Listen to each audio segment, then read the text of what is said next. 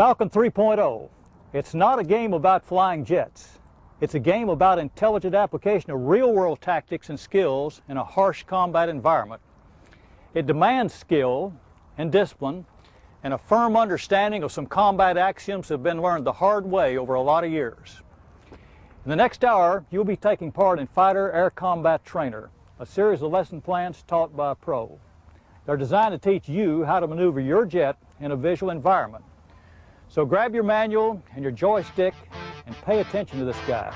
He knows what he's talking about. Okay, we've got a pair we're engaging on the nose. Nothing good will happen to you without detecting the bandit.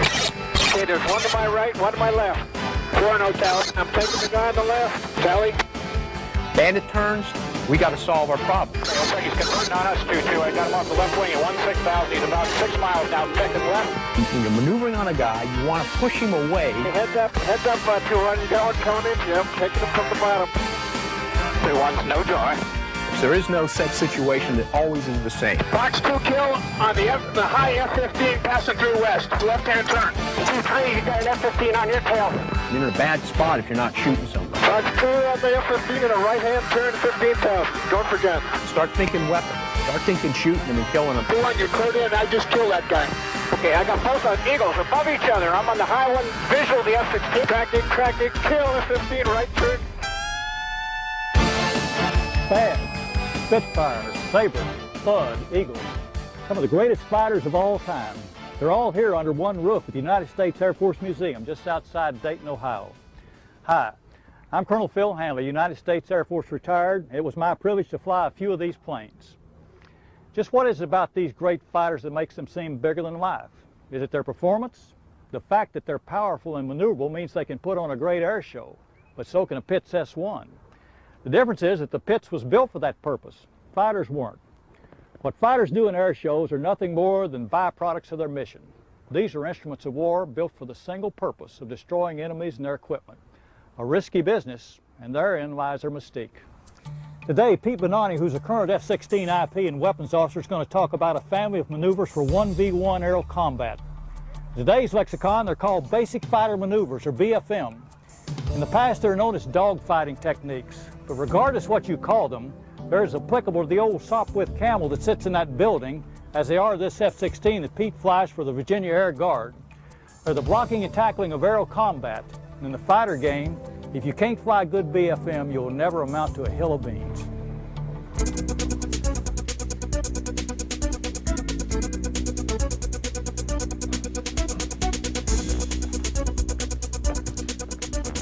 Hi, I'm Pete Benani, and I'm here to talk to you today about air combat. Air combat, as you know, is a broad subject encompassing 1 versus 1 maneuvering, to 2 versus many maneuvering, to 4 versus many, to all the air-to-ground subjects like Maverick employment, LGB employment, etc. What we're here today, though, to do is to talk about 1 versus 1 maneuvering. We're going to start with that building block and focus on 1 versus 1 maneuvering. Before we start into our subject matter, we'd like to talk about the objective of this whole academic presentation, and those objectives are contained in what we call DLOs, or desired learning objectives. Okay, the desired learning objectives for this presentation are: 1, to be familiar with or get familiar with the terms, okay, terms and definitions of 1 versus 1 air combat. The second desired learning objective is to be able to kill and survive in a 1 versus 1 scenario. A fighter pilot has one objective out there, that is to kill the enemy, destroy the enemy, and survive. So that's the second desired learning objective. Okay, to get to the first learning objective, we have a lot of terms and definitions that you need to understand in order to cover 1 versus 1 maneuvering. And most of them have to do with geometry or angular relationships between aircraft. There's basically 3 different types of geometry. There's positional geometry, attack geometry, and the weapons envelope. Okay, so we're going to talk about all 3 of these. The first is positional geometry, which very specifically is the angular relationship between 2 aircraft out there in the environment. In positional geometry, you have 3: heading crossing angle or angle off, range, and aspect angle. Okay, the first of these is angle off, which we also use the term heading crossing angle to describe. As you see from this picture, we've got 2 jets with velocity vectors in space. The F-16's heading this way, and we've got the fulcrum going this way. The difference, the angular difference between their headings, measured in degrees, is what we call angle off. Okay, the second term is range. It's fairly simple also. It's just the distance between two targets.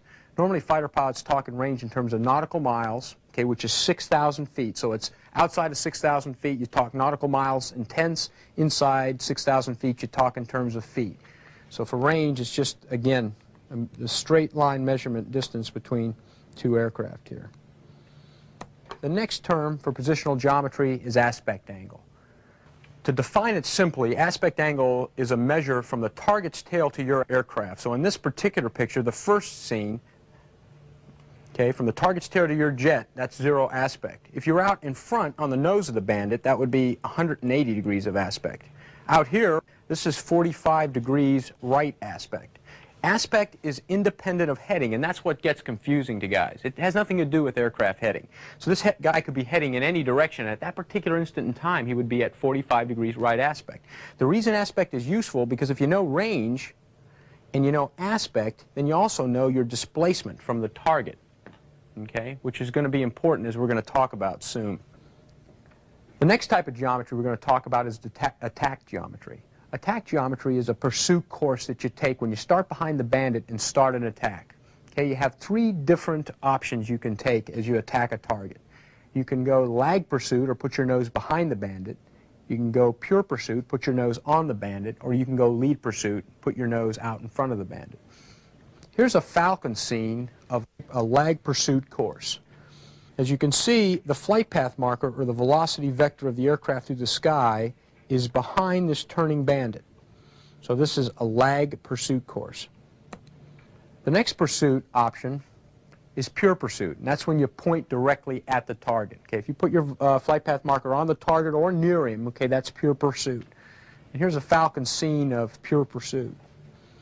You have the target, okay, you have your flight path marker, and they're kind of co-located right there together. So here the fighter is flying a pure pursuit course. Now, if you took that same flight path marker and drug it out in front of the target, okay, that would be lead pursuit, okay, a lead pursuit course. So what are your attack pursuit options? We started out behind the Bandit, okay, and our pursuit options were nose behind, lag, okay, nose on, pure, nose out in front, lead. And you can see what that does in terms of your heading crossing angle. If you maintain a lag pursuit course, right, you're going to maintain more or less a constant heading crossing angle. If you pointed them all the way in, what's going to happen? You're going to end up with increasing heading crossing angle. Lead pursuit course will tend to solve your heading crossing angle problems given the fact you can maintain your nose and lead. Okay, so those are the 3 attack options. Okay, the next geometry subject we're going to talk about is weapons. There's basically 3 types of weapons, okay, that are carried by a modern fighter. Radar missiles, heat missiles, category of missiles, and we'll look at the weapons envelope. The weapons envelope is just this area around the tools and the gun, okay? Radar missiles and heat missiles will just put in one target where we can enter and be in parameters to shoot a missile, okay? That's this area here. The minimum range, if you're inside here now, you can't shoot, is called Rmin. The outside range is called Rmax, and the area in between is normally dictated by the type of missile you have and by what the target's doing. Okay, if you have like an AMRAAM or a long-range missile, it grows, and if you have a heat missile, then it would be smaller. Also, if the target's going faster, okay, that would make this particular area out front grow. It would also make this area shrink if you were behind, because now if you were shooting somewhere in the front, the missile could get there easily because the envelope would grow in the front because of his speed. But if you were trying to shoot him from behind, if he was going faster, okay, that would shrink Rmax in the rear because now the missile has to go faster to catch him. The gun is the next weapon, and the gun is different from missiles in that obviously they don't guide. They're unguided.